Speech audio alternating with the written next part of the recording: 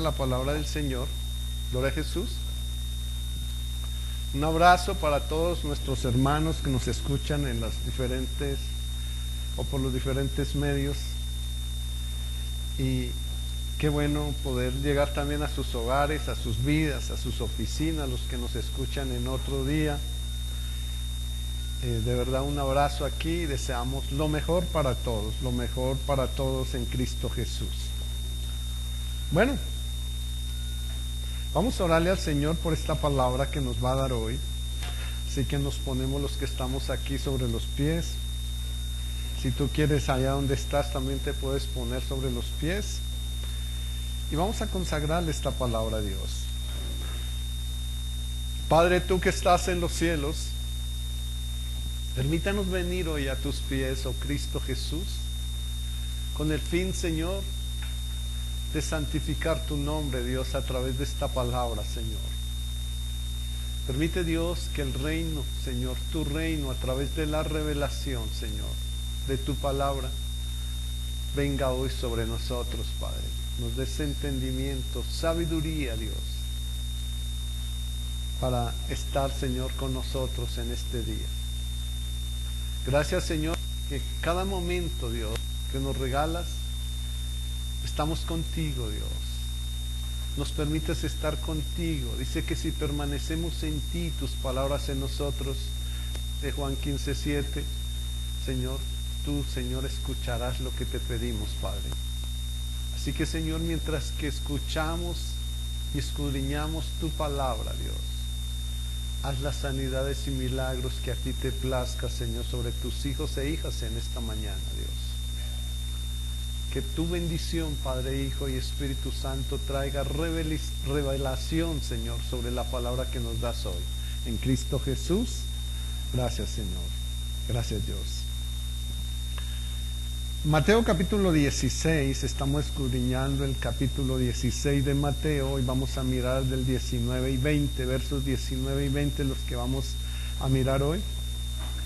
Y dice: a ti te daré y a ti te daré las llaves del reino de los cielos, y todo lo que atares en la tierra será desatado en los cielos, y todo lo que desatares en la tierra será desatado en los cielos. Entonces mandó a sus discípulos que a nadie dijesen que él era Jesús el Cristo. Amén. Pueden sentarse, mis hermanos. Gloria a Dios.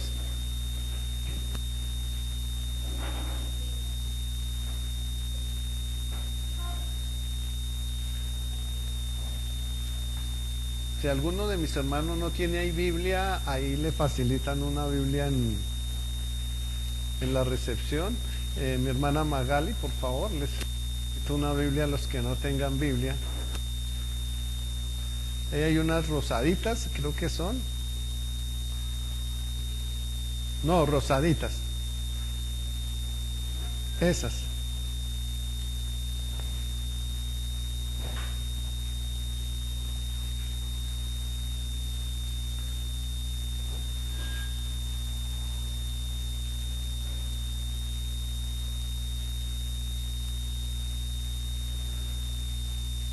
Gloria a Dios.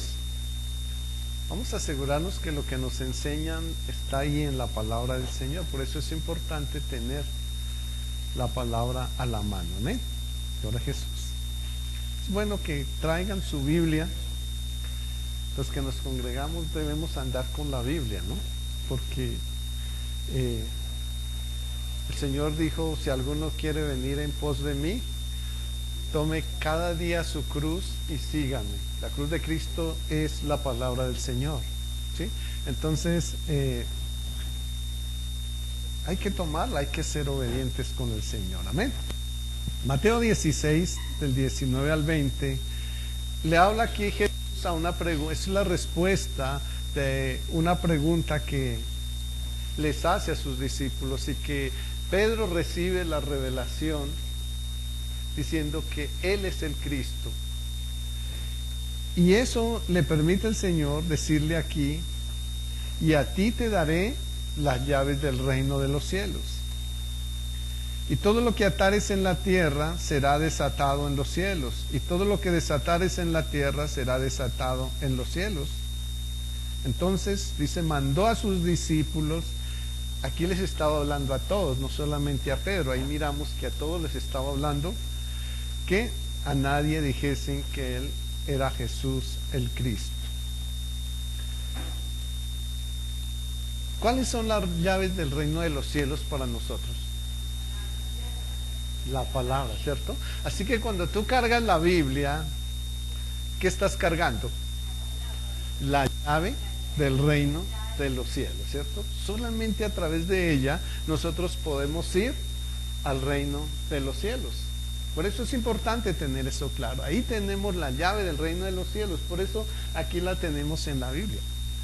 Ahí simboliza la llave en la Biblia. Esa Biblia es la llave para entrar a la nueva Jerusalén. Sin ella no podemos entrar allí. Nosotros con alegorías y mentiras y más cosas e ilusiones no entramos al reino de los cielos. Entramos con la llave que Dios nos dio, que es la palabra del Señor. Amén. El concepto de atar y desatar era común en la fraseología legal judía. Significaba declarar algo como prohibido, desatar o desatar. En la Torá significaba algo como prohibido o declararlo como permitido. Eso es atar y desatar. Declarar algo como prohibido o dejar algo como ¿qué? Como permitido. Declararlo como permitido.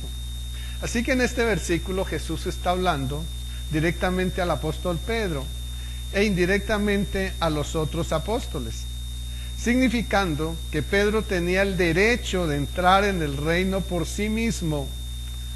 Tendría autoridad simbolizada por la posesión de las llaves en la predicación del Evangelio, como la llave por la que abriría el reino de los cielos a todos los creyentes y cerraría también contra los incrédulos, puesto que en acción, o puesto en acción por medio de su sermón en el día de Pentecostés, allá en Hechos capítulo 2 del 14 al 40, lo encontramos, lo leen ahí en la casa. Ahí lo encontramos cuando cuando Pedro pone en función lo que el Señor le había entregado, y es enseñar el Evangelio a otros. Dios te entrega la llave cuando nosotros tomamos esa llave y aprendemos de ella, la escudriñamos, nos volvemos sabios en ella, o Dios más bien nos da esa sabiduría. Entonces, ¿qué tenemos que hacer? Enseñarle a otros, no quedarnos con lo que... Si a ti te dicen, te dan una canastada de pan, una canasta grande de pan, y le dicen, mire, llévala ahí a ver a quién lo necesita, y tú te sientas solo y te la comes, ¿qué pasará? ¿Cierto?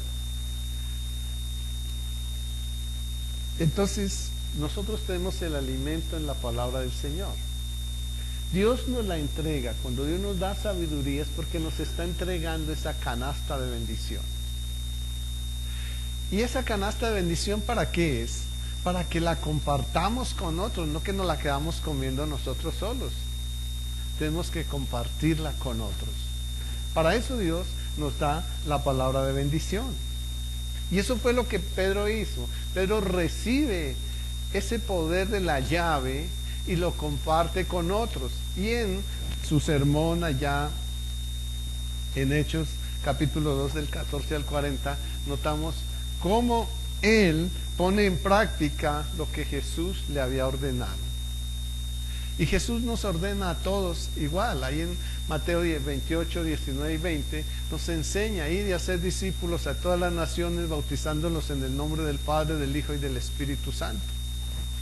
¿Y qué es hacer discípulos? Es enseñar la palabra de Dios. Eso es hacer discípulos. ¿Para quién? Para nosotros, no para Cristo. Para Él tenemos que hacerlo. Entonces, en Lucas capítulo 8, verso 10, dice, Él dijo, a vosotros os es dado a conocer los misterios del reino de Dios, pero a los otros por parábolas, para que viendo no vean y oyendo no entiendan. ¿Qué son las parábolas? ¿Qué entendemos aquí que son las parábolas? ¿Por qué Jesús enseñó con parábolas? Y que hoy en día en muchos lugares se enseña de esta manera. Y es ilustrando el Evangelio a través de versos, de cuentos, de chistes. A mí me critican porque yo no hago chistes en la iglesia. Pero para mí, la palabra del Señor, el temor a Dios es el respeto a Él. Entonces yo no me pongo a hacer de payaso en la iglesia porque no me queda bien y además estaría irrespetando al Señor. Por esa razón yo no hago chistes en la iglesia. Por ahí de vez en cuando los hago reír, pero no a través usando la palabra del Señor. Entonces, no, es que yo no voy allá porque el pastor no es chistoso. No, Dios no me ha mandado a hacer chistes, porque para hacer chistes pues usamos otro escenario que no sea el púlpito, ¿no? Entonces, ¿a qué venimos nosotros aquí? ¿Para qué debemos usar este púlpito? Para enseñar la palabra del Señor, para dar el pan que Dios nos dio. Entonces, dice Dios, ¿para qué, o dijo Jesucristo, para qué enseñaba por parábolas? ¿Para qué qué? Para que viendo no vieran y oyendo no vieran y no entendieran. Es que los chistes, las alegorías, los cuentos y ejemplos y demás cosas, eso es lo único que nos desvíe de la palabra del Señor. Nosotros debemos permanecer firmes en ella. Eso es lo que nos lleva al cielo. A mí no me lleva al cielo el chiste del pastor. A mí me lleva al cielo la palabra de Dios tal como está escrita. Eso es lo que me lleva al cielo. No me lleva al cielo o el cuento que echó el pastor para poder ilustrar la palabra del Señor. No, eso no me lleva. Yo no necesito echarle cuentos porque la misma palabra se enseña, se explica a sí misma. Entonces, entendemos para qué son las parábolas y para qué las hacía el Señor, para que otros no entendieran. Porque muchos se acuerdan de la parábola que el pastor les enseñó, del chiste, del cuento que el pastor les enseñó, pero no se acuerdan de la palabra de Dios. Y el chiste y el cuento o la ilustración no nos lleva al cielo, vuelvo y repito. Pedro y los otros discípulos debían continuar la obra de Cristo en la tierra, predicando el Evangelio y declarando la voluntad de Dios para el hombre. Y ellos estaban dotados con las enseñanzas y la autoridad de su maestro. ¿De qué estaban dotados ellos? Con la enseñanza y la autoridad de su maestro. De eso nosotros debemos estar dotados. Cuando no estamos dotados, a veces con lo poco que tenemos se nos sube el ego. Y eso es muy delicado porque en vez de construir podemos destruir. Entonces Dios nos llama y a través del estudio de la palabra del Señor, cuando uno termina de estudiar el Evangelio de Juan, que nos lleva unos añitos, termina de estudiar el Evangelio de Juan, termina el Señor cogiendo el corazón y transformándolo. Y realmente, si éramos orgullosos, ya no lo somos. Si éramos arrogantes, ya no lo somos. Si nos gustaba enfadarnos por cualquier cosa, ya no nos enfadamos. Todo lo que pasa y se hace nos aparta de la ira. Y es lo que Dios quiere hacer, por eso es importante. El Evangelio de Juan es una universidad para nosotros. Cuando nosotros estudiamos todo el Evangelio de Juan, a partir del 7 empieza a hacer una transformación. Hasta el 7 Dios nos da verso a verso y con los mismos versos nos los explica. A partir del 7 tenemos ya es una revelación de Dios a través de muchos versos del narrar de las mismas escrituras en toda la Biblia. Es muy bonito cuando uno llega a ese nivel, pero ¿y por qué lo hace el Señor? Porque transforma nuestra vida. Él quiere transformar nuestra vida. Entonces, ellos debían continuar predicando el Evangelio, declarando la voluntad de Dios. Y ellos estaban dotados con las enseñanzas y la autoridad del maestro. ¿Cuál es la autoridad del maestro? Pero nosotros no nos salimos de ella porque hay un temor, hay un respeto a la palabra del Señor y no nos salimos de ahí. Mateo capítulo 7, verso 28 al 29, dice: y cuando terminó Jesús estas palabras, la gente se admiraba ¿de qué? De su doctrina. ¿De qué se admiraban? ¿De Cristo? No, de su doctrina. De eso se tiene que admirar de nosotros, no de nosotros, sino de la doctrina que nosotros exponemos. Dice, porque les enseñaba como qué, como quien tiene autoridad y no como los escribas. ¿Cómo enseñaban los escribas? Con una serie de ilustraciones y cuentos, le agregaban, le ponían, engañaban a la gente con una serie de cosas. Habían hecho una cantidad de sinagogas de las cuales el Señor decía, de eso no quedará piedra sobre piedra. Y cualquier parecido a la realidad en el Evangelio hoy en día es pura coincidencia, ¿cierto? Pero se está viviendo esa situación. Entonces, ellos les enseñaba, dice, como quien tiene autoridad y no como los escribas. La autoridad era lo que el Padre le decía. Él nos enseña que no hablaba sino lo que el Padre le decía que dijera, o le había dicho que dijera, o le había encomendado. Nosotros también debemos hacer lo que el Señor nos encomienda que hagamos. Por eso Juan 3:34 dice, el que Dios envió, las palabras de Dios debe hablar. Primero a los Corintios, capítulo 6, verso 9 al 10. En esta doctrina Pablo nos da una lista de las llaves que nos impiden entrar en el reino de los cielos. Las llaves que nos impiden entrar en el reino de los cielos. Nos es ilustrada ahí en el primero a los Corintios, capítulo 6, verso 9 al 10. ¿Y cuáles son esas llaves que nos impiden entrar al reino de los cielos? Dice, ¿no sabéis que quienes empiezan por uno? Los injustos no heredarán el reino de Dios. No erréis, ni los fornicarios, ni los idólatras, ni los adúlteros, ni los afeminados, ni los que se echan con varones, ni los ladrones, ni los ávaros, ni los borrachos, ni los maldicientes, ni los estafadores heredarán el reino de Dios. Entonces, ahí está la lista. Yo no sé si ustedes ya cambiaron ese vocabulario cuando están enterrando una puntilla y se machacan un dedo, que es lo primero que decían en el mundo. Ya ustedes, no me lo digan, ya ustedes lo saben, ¿cierto? Ahora, ¿cómo dicen cuando se machacan un dedo? ¿Sí? Entonces, es diferente, ¿verdad? O sea, nuestra vida debe ser diferente. ¿Por qué? Porque esas palabras no nos permitían, eran llaves que no nos permitían venir al reino de los cielos, no nos permitían venir al reino de los cielos.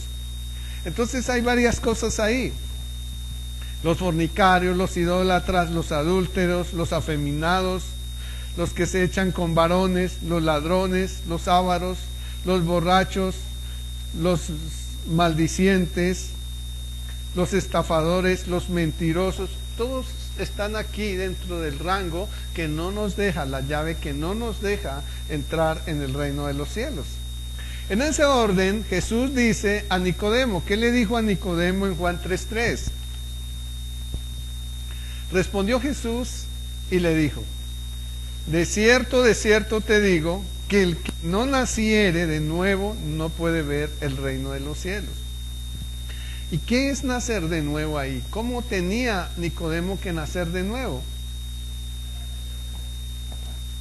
Había que haber un cambio en nuestra vida, ¿cierto? A veces yo digo, yo nací de nuevo porque me hicieron hacer una oración de fe y me hicieron creer que había nacido de nuevo. Pues realmente yo no he nacido de nuevo. Si solamente es por una oración de fe y no estoy guardando los mandatos de Dios, yo no he nacido de nuevo. Yo no he nacido de nuevo.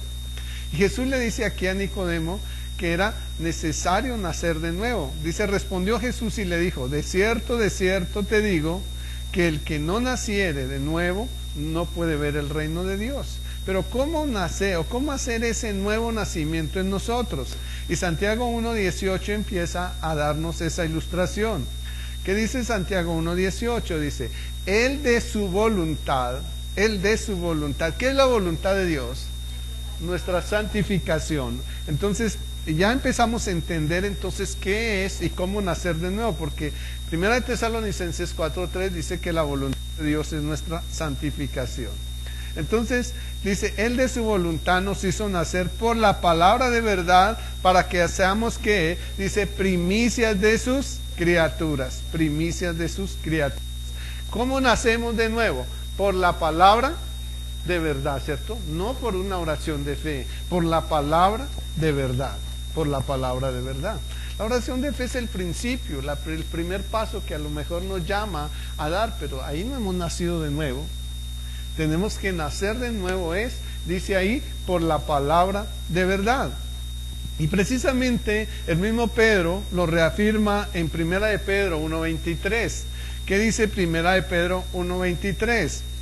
Dice que habiendo purificado nuestras almas por la obediencia ¿a qué? A la verdad. ¿Cómo purificamos nuestras almas para nacer de nuevo?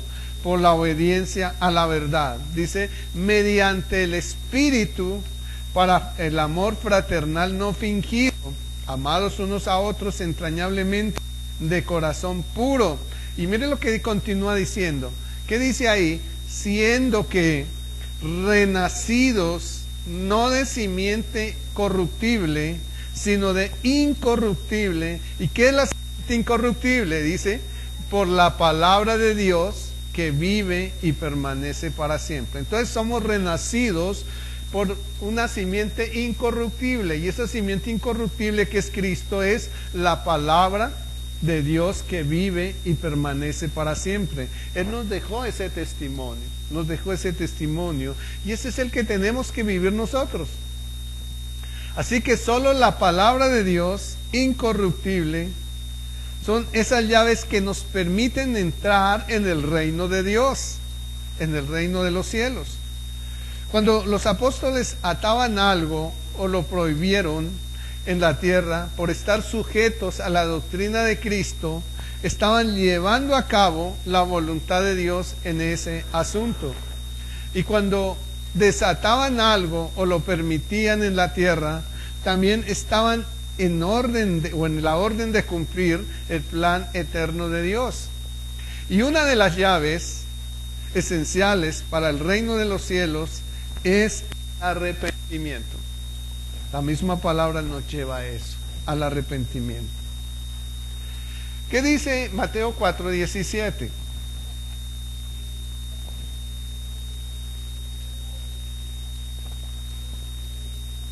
Dice, desde entonces comenzó Jesús a predicar y a decir, arrepentidos porque el reino de los cielos se ha acercado. Se acerca el reino de los cielos. Ahorita nos están diciendo Jesús ya está cerca, las señales se están cumpliendo y están en la verdad, porque ahí dice la palabra del Señor, las señales de la venida de Cristo. Pero también no podemos ignorar que ahí dice que todo esto que está pasando apenas será principio de dolores, pero que aún no es el fin. Pero para nosotros sí puede ser el fin en cualquier momento, porque nosotros no sabemos en qué momento nos va a llamar el Señor, ¿no? No sabemos, hoy estamos aquí, mañana no sabemos dónde estamos, incluso más tarde, no sabemos dónde vamos a estar. Entonces, ¿qué tenemos que hacer? Estar preparados para esa partida, para ese encuentro, ¿cierto? Tenemos que estar preparados. ¿Y cómo estar preparados? ¿Cómo estamos preparados para irnos con el Señor?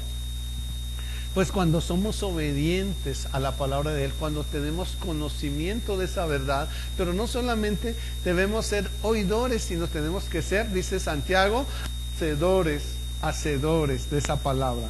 Ahí estamos entonces, o nos estamos preparando para ese encuentro con el Señor Jesucristo. Mateo 4:17 decía que desde entonces comenzó Jesús a predicar y a decir, arrepentidos porque el reino del Señor se ha acercado. Y un arrepentimiento genuino nos da la identidad en Dios, y es una parte esencial en nuestro nacimiento. ¿qué es un arrepentimiento genuino? Bueno, realmente nosotros podemos quebrantar nuestro corazón ante Dios y decirle a Él qué es lo que sentimos y cuánto nos duele lo que hicimos. Y eso hace que nuestras lágrimas broten cuando realmente venimos y nos postramos ante el Señor allá solas con Él, donde le podamos contar todo, allá solamente con Cristo en nuestro lugar secreto, y tener un arrepentimiento genuino. Y qué bonito que lo pudiéramos tener todos los días, porque todos los días nosotros vamos a fallarle al Señor. Efesios capítulo 2, versos 19 al 20, dice: así que ya no soy extranjeros ni advenedizos, ¿sí? No son arrimados, no, ya no, sino conciudadanos de los santos y miembros de la familia de Dios, edificados sobre el fundamento de los apóstoles y profetas, siendo la principal piedra de ángulo Jesucristo mismo. Entonces, ¿dónde nos tenemos que edificar si ya no somos extranjeros? Ya somos de la familia del Señor. ¿Dónde nos tenemos que edificar? En la base de la revelación que el Espíritu dio a los apóstoles. No a los apóstoles que dicen ser ahora, no. A los apóstoles que escribieron en la Escritura del Señor. Entonces, a ellos tenemos que, o a través de ellos tenemos que ser edificados. Tenemos que ser edificados. Siendo, dice la piedra de ángulo, Jesucristo mismo. Eso quiere decir el testimonio de Cristo. Jesús enseñó que los apóstoles tenían una tarea esencial en la tierra. ¿Y cuál era? Predicar la palabra de autoridad, y se muestra con la que Pedro desató al paralítico. Esa palabra de autoridad. Y autoridad no es gritar y regañar, no, eso no es autoridad. Autoridad es decir la palabra tal como es, como está escrita. Creerla. Segunda a los Corintios 4:13 dice que primero debemos estar en el mismo espíritu. Después, creer antes de hablar. ¿Qué es autoridad? Cuando tú desatas una palabra sobre una persona creyéndola antes de hablarla. Cuando vas a imponer las manos sobre alguien, ¿qué tienes que hacer? Creer en lo que vas a hacer, en lo que la palabra va a hacer, no tú, la palabra va a hacer antes de hablarla. Tienes que creerla. Eso es autoridad. Y miremos la autoridad del ejemplo aquí de Pedro en Hechos 3 del 6 al 8. Dice: mas Pedro dijo: no tengo plata ni oro, pero lo que tengo te doy. En el nombre de Jesucristo de Nazaret, levántate y anda. Tomándole por la mano derecha, le levantó, y al momento se le afirmaron los pies y tobillos, y saltando se puso en pie, y anduvo, y entró con ellos en el templo, andando y saltando y hablando, alabando a Dios. Entonces, miremos ese acto ahí, miremos la actitud de Pedro. No solamente le dijo: levántate en el nombre de Jesucristo de Nazaret, sino que dice que lo tomó de la mano. O sea, tenía la seguridad de que él se iba a parar, estaba creyendo en el poder de Cristo. Lo tomó de la mano y lo levantó, ¿sí? O sea, estaba seguro. Pedro creía en la palabra de Cristo, en la palabra de Jesucristo. Creía que el paralítico se iba a levantar, y efectivamente se levantó. Eso es autoridad. Eso es autoridad. Porque hablar por hablar, con una fe efímera, pues ahí no hay autoridad, ¿verdad? Y entonces, ¿qué tenemos que hacer? Hablar la palabra, pero con autoridad. Puede decirse que el hombre glorifica a Dios a través del poder del cumplimiento de la palabra. Así es que se glorifica, en el cumplimiento de la palabra. Y es así como la gloria de Dios puede ser vista por los llamados de Dios. Cuidado con esto que nosotros a veces decimos: el pastor oró por mí y el Señor me sanó. ¿Qué fue lo que lo sanó? ¿La oración del pastor? No. La palabra de Dios. ¿Sí? La palabra de Dios. Esto es lo que nos sana. Si el pastor declaró la palabra de Dios y la declaró con fe sobre su vida, entonces Jesucristo tenía un propósito y era sanarte, sanarte. Pero no fue el pastor, fue la palabra de autoridad. ¿Por qué autoridad? Porque el pastor la creyó, ¿verdad? El pastor o la hermana o quien haya sido, porque muchos podemos orar unos por otros. La palabra no dice que tenemos que ser pastores para orar por otros, no. Tenemos que orar unos por otros, amén. Y dice para que seáis sanados, Santiago 5:16. Entonces, ¿qué es lo que sana aquí? La palabra de Dios.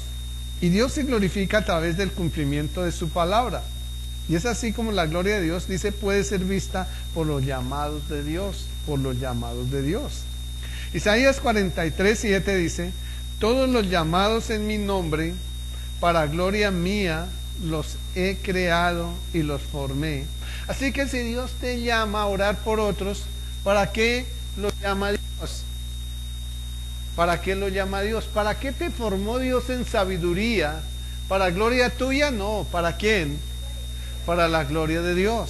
Para eso te formó. Dios te está formando, Dios te está educando, Dios te está llevando a través de los discipulados y demás cosas. Dios te está enseñando palabra. ¿Para qué? Para gloria de Dios.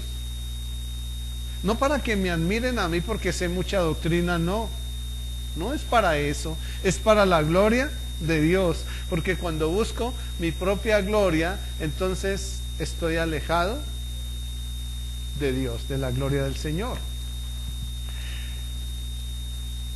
Luego, todas las cosas que somos capaces de hacer y de ser se encuentran en la fuente de la palabra de Dios. Se encuentran en la fuente de la palabra de Dios. Según a los Corintios capítulo 4, verso 7, que nos dice, pero tenemos este tesoro en vasos de barro, para que la excelencia del poder sea ¿qué? ¿Cuál es el tesoro que nosotros tenemos? Su palabra. ¿Por qué en vasos de barro? Porque nosotros somos los vasos de Él, los que Él formó. Lo tenemos aquí, pero dice, pero si nosotros como vasos del Señor tenemos esa excelencia, dice, por el poder, para que el poder sea ¿de quién? De Dios y no de nosotros. Y Dios y no de nosotros. Dios es capaz de revelarse a sí mismo a todos los hombres, sin importar su raza, herencia o lugar, o como dice el Salmo 19 del 1 al 4. ¿Qué dice ahí el Salmo 19 del 1 al 4? Dice que los cielos cuentan la gloria de Dios y el firmamento anuncia la obra de sus manos. Un día emite palabra a otro día, y una noche a otra noche declara sabiduría. No hay lenguaje ni palabras, ni es oída su voz. Por toda la tierra salió su voz, y hasta el extremo del mundo sus palabras. No escuchamos su voz, pero tenemos sus palabras escritas, ¿cierto? Y están por toda la tierra, por toda la tierra. Tierra. Aún faltan algunos rincones de la tierra o algunos lugares donde la palabra de Dios no ha llegado, pero pronto llegará, y cuando llegue hasta el último rincón y hasta la última persona, ahí vendrá el fin, ahí vendrá el fin. Aún nos falta todavía, hay que trabajar en eso, hay que trabajar en eso. Entonces, puesto que la gloria de Dios procede de Dios mismo, Él no permitirá establecer la afirmación de que la gloria proviene del hombre, o de ídolos hechos por el hombre, o de la naturaleza misma, como que, por ejemplo, en la naturaleza se le atribuyen a Dios, y mi hermana Dorita Reyes, que está aquí, que ahora tiene una finca por esos lados, ya en el lago de Tota, que es la segunda laguna más grande de Sudamérica, hay una isla, y allá en esa isla hay dos árboles grandes en forma de cruz, y les tallaron, en esa forma de cruz les tallaron la imagen de Cristo que ellos nos hacen ver, ¿no? Porque no es ella, no es Cristo esa imagen. Y ese lugar es en enero casi siempre una romería terrible a ese lugar, que la gente va a buscar a eso. ¿Pero eso qué es? Eso es un árbol. Eso es un árbol que el hombre talló. El árbol no tiene la culpa, es el hombre el que le dio esa figura, ¿cierto? El hombre es el que le dio esa figura. Y Dios tampoco se glorifica a través de su naturaleza. Nos testifica de Él a través de su naturaleza, pero no se glorifica en la naturaleza del Señor. Entonces, tenemos que alejarnos de eso, de esos ídolos que el hombre mismo creó para eso. Isaías 42, 8 al 9 dice: yo Jehová, este es mi nombre, y a otro no daré mi gloria, ni mi alabanza a esculturas. He aquí que se cumplieron las cosas primeras, y yo anuncio cosas nuevas. Antes que salgan a luz, yo os las habré hecho notorias. Antes que salgan a luz. Todo lo que está saliendo, la ciencia aumentará, dicen los tiempos finales, y todo lo que está saliendo, Dios lo está permitiendo. Y es más, Dios le da la sabiduría al hombre para que lo haga. Porque se tienen que cumplir sus palabras. Todo lo que Él nos dijo que se necesitaría por el cumplimiento de su venida, todo se tiene que cumplir en este tiempo. Así que Dios desata su gloria como Él quiere. ¿Cómo desata su gloria Dios? Como Él quiere, dice. Job capítulo 23, verso 13 al 14 dice: pero si Él determina una cosa, ¿quién la hará cambiar? Su alma deseó e hizo. Su alma deseó e hizo. Dios tiene alma, ¿verdad? Por eso la imagen y semejanza de Dios, a veces nosotros nos confundimos y decimos: no, es que yo soy la imagen y semejanza de Dios, pero ¿entiende qué es la imagen y semejanza de Dios? Bueno, pues 1 Tesalonicenses 5:23 no le enseña, dice que nosotros somos espíritu, alma y cuerpo. Y en 1 Juan capítulo 5, verso 7 nos enseña que Dios es Padre, Verbo y Espíritu Santo. Entonces Dios tiene la figura de tres, ¿cierto? Pero es uno solo. Termina diciendo el versículo que es uno solo. Nosotros tenemos la figura de tres: cuerpo, alma y espíritu. Pero finalmente somos uno, ¿cierto? Somos el mismo. Ahora sí, cuando nosotros miramos esos dos versos y los confrontamos, podemos entender algo perfecto. Y es: ¿qué es la imagen y semejanza de Dios en nosotros? ¿Cómo somos hechos a imagen y semejanza de Dios? Y entonces nos encontramos con algo, y es que la Trinidad, ¿cierto?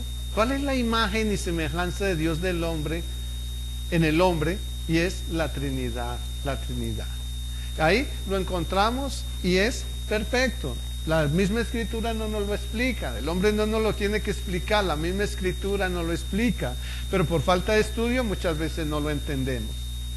Entonces ahí tenemos, Dios no desata su gloria, sino que lo hace como Él quiere.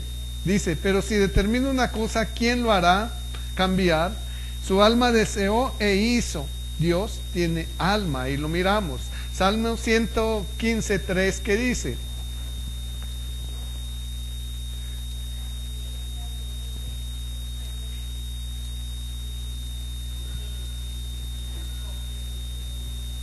Dice: nuestro Dios está en los cielos, Él hace lo que le plazca, Él hace lo que le place. Y terminamos ahí con Filipenses 2:16. Filipenses 2:16 dice: asidos de la palabra de vida, para que en el día de Cristo yo pueda gloriarme de que no he corrido en vano, ni en vano he trabajado. ¿En qué se gloria aquí Pedro? En Cristo, en la palabra de Cristo se gloria Pedro. ¿En qué nos gloriamos nosotros? En la palabra de Cristo. O sea, no le quitamos la gloria a Él, nos gloriamos en la palabra de Cristo. ¿Qué es gloriarme? Sentimos la satisfacción de haber enseñado la palabra de verdad, haber enseñado la palabra de verdad. Ahí es que nosotros nos gloriamos, y Esa es, pero no le quitamos la gloria al Señor. Él es el que tiene el poder, Él es el que lo hace, de Él es la revelación, de Él es la sanidad, de Él viene la provisión. Él lo hace todo, Él lo hace todo. Ahora, ¿qué ocurre y por qué la gloria de Dios no se ve en ti? Porque Dios conoce muy bien nuestro corazón. Dice que Él no mira la estatura ni el físico del hombre, sino Él mira nuestro corazón. ¿Y por qué no hemos recibido ese milagro entonces? Porque conoce mi corazón. ¿Sí? ¿Sabe que Dios mira si yo realmente le estoy siendo fiel a Él?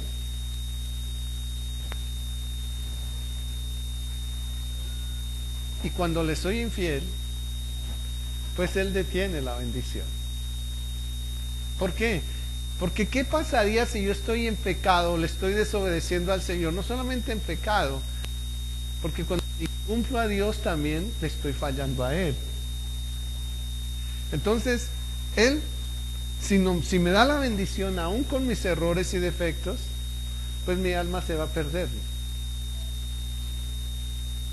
Entonces Él lo que quiere es que mi alma se salve, y por esa razón retarda muchas veces su bendición en nosotros. No es que no nos la quiera dar, sino que somos nosotros los que no la queremos recibir, amén, por nuestro comportamiento. Bueno, eso es desatando la gloria de Dios. ¿La entendimos? Gloria a Jesús. Vamos a orarle a Dios. Padre, gracias por el tiempo que nos diste. Gracias, Señor, porque tú estás aquí, Dios, a llenarnos de su gracia y de tu amor. Permítanos, Señor, entregar nuestra vida a ti. Queremos aprender a atar y desatar esa palabra como le enseñaste a tus apóstoles, Señor.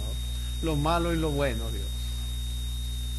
Señor, ayúdanos, Señor, a entender, Dios, que solo en el poder de tu palabra, Dios, podemos alcanzar, Señor, ese reino eterno que tú fuiste a prepararnos, Padre.